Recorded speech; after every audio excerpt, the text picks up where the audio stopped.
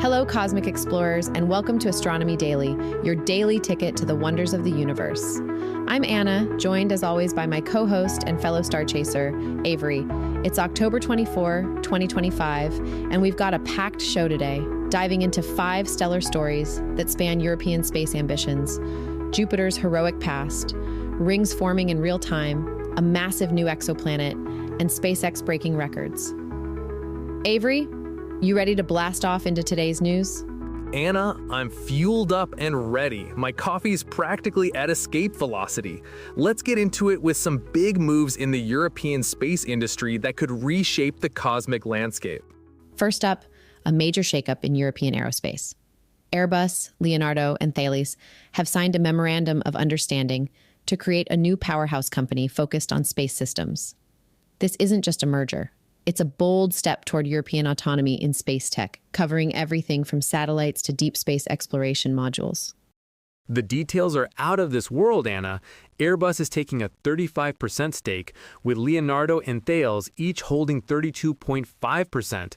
They're combining Airbus's space systems and digital businesses, Leonardo's space division, including its stakes in Telespazio and Thales Alenia Space, and Thales' shares in those joint ventures, plus Thales SES. This new entity, set to launch in 2027 pending regulatory approval, will employ around 25,000 people and generate about 6.5 billion euros in revenue by the end of this year. That's a massive operation.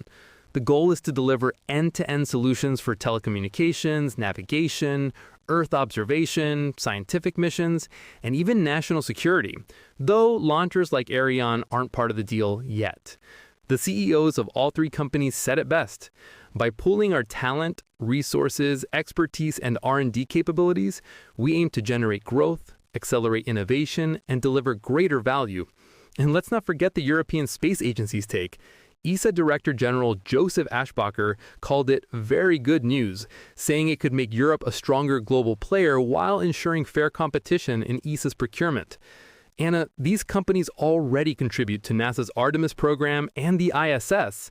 Could this merger mean even bigger things for astronomy, like advanced telescopes or better data relays? Absolutely. A unified European space entity could streamline innovation, maybe giving us sharper tools to peer into the cosmos. It's a reminder that the tech behind our stargazing is just as critical as the discoveries themselves. Let's keep an eye on how this shapes up. Now, let's rewind billions of years for a story that's frankly mind-boggling. New research from Rice University shows that a young Jupiter may have saved Earth from spiraling into the sun. Published in Science Advances, this study uses advanced simulations to reveal how Jupiter's early growth sculpted the solar system we know today. Here's the scoop. As Jupiter grew at about 5.4 AU, that's astronomical units, or Earth-Sun distances, it pulled in gas, creating spiral arms and shock waves in the protoplanetary disk. Those waves cleared out gas in the inner solar system 7 times faster than without Jupiter, forming a gap that stopped rocky planets like Earth and Venus from migrating inward toward a fiery doom. Lead researcher Andre Isidoro explained that Jupiter's growth created pressure bumps in the disk, trapping dust and allowing Earth and Venus to form stably at about 1 astronomical unit. This process took just 300,000 years, lightning fast in cosmic terms. Co-author Baibov Srivastava added that Jupiter protected the inward-outward solar system material separation, which explains why our solar system lacks the super-Earth pileups seen around other stars. ALMA observations of young star systems back this up, showing similar ring and gap structures in their disks. Isidoro also tied this to chondrite meteorites, which formed 2-3 million years later, saying Jupiter itself created the conditions for their late birth. Avery, this makes me wonder, is our habitable zone a cosmic fluke thanks to Jupiter's early hustle? It's wild to think about, Anna. Without Jupiter playing cosmic bouncer, Earth might not be here. This also reshapes how we hunt for habitable exoplanets. Maybe gas giants are key to stable, rocky worlds. Could this guide where we point JWST next? Definitely. It's a clue that habitable systems might need a Jupiter-like protector. This one's got me rethinking how lucky our solar system really is. Closer to home, astronomers have made history by observing rings forming around a solar system object in real time for the first time. The star of the show? 2060 Chiron, a Centaur, a hybrid comet asteroid orbiting between Saturn and Uranus. Using Brazil's Pico dos Dias Observatory in 2023 and comparing data from 2011, 2018, and 2022, researchers spotted 4 rings of water ice and rock around Chiron, ranging from 273 kilometers to 1,400 kilometers from its center, plus some diffuse material. Likely triggered by a recent collision, this evolving system makes Chiron the 4th known ringed small body, joining Chiriclo, Haumea, and Coar. Co-author Braga Ribas from the Federal University of Technology Paraná, writing in the Astrophysical Journal Letters, called it an evolving system that will help us understand the dynamical mechanisms governing the creation of rings and satellites around small bodies. Avery, watching rings form live is like catching a planet's makeup tutorial in action. Totally. It's a front row seat to processes we usually only model. The outermost ring might not last, so follow-up observations are critical. This could tell us not just about Chiron, but about ring formation across the universe, maybe even for exomoons or debris disks. Exactly. Centaurs like Chiron are proving to be more dynamic than we thought.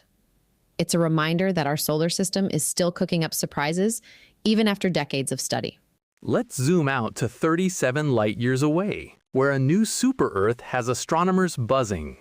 Ross 508b, 4 times Earth's mass, was discovered using the upgraded Subaru telescope in Hawaii. This is a big deal for planet hunters.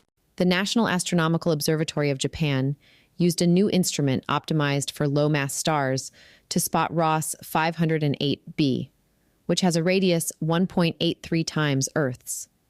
It orbits an M-dwarf red dwarf, just 0.18 solar masses, in a 10.8-day elliptical orbit at 0.053 AU, dipping in and out of the habitable zone.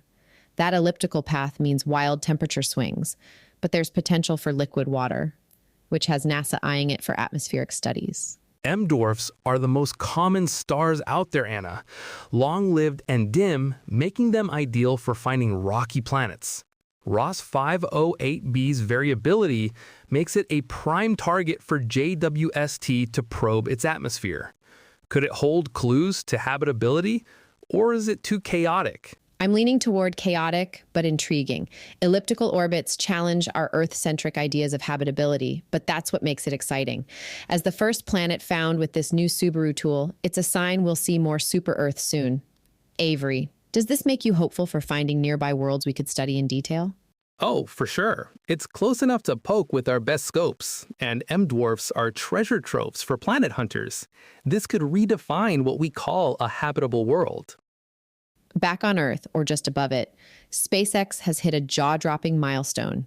Their 139th mission of 2025, launching Spain's SpainSat NG-2 satellite on a Falcon 9 from Cape Canaveral on October 23rd. This sets a new record for the company. That's 134 Falcon 9 launches this year alone, surpassing their 2024 total. The booster, on its 23rd flight, was expended due to the high-energy geosynchronous transfer orbit needed for SpainSat NG-2, which bolsters Spain's telecom fleet alongside NG-1, launched in January. The upper stage nailed deployment 36 minutes after liftoff. SpaceX's cadence is unreal, especially with Starship tests ramping up. This launch cadence means more satellites for astronomy, like better data relays or even small CubeSats for niche experiments. Avery, is this relentless pace the future of space access, or are we pushing the limits?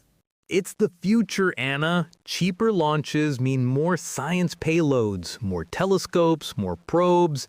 SpaceX is making space feel less like a frontier and more like a highway. What's next? A launch a day?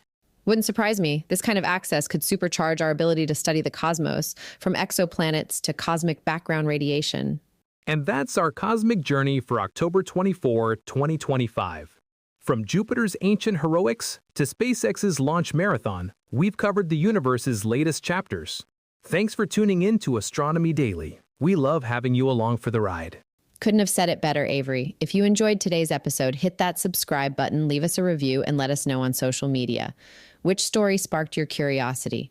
Join us tomorrow for more cosmic updates. I'm Anna. And I'm Avery. Keep looking up and clear skies, everyone.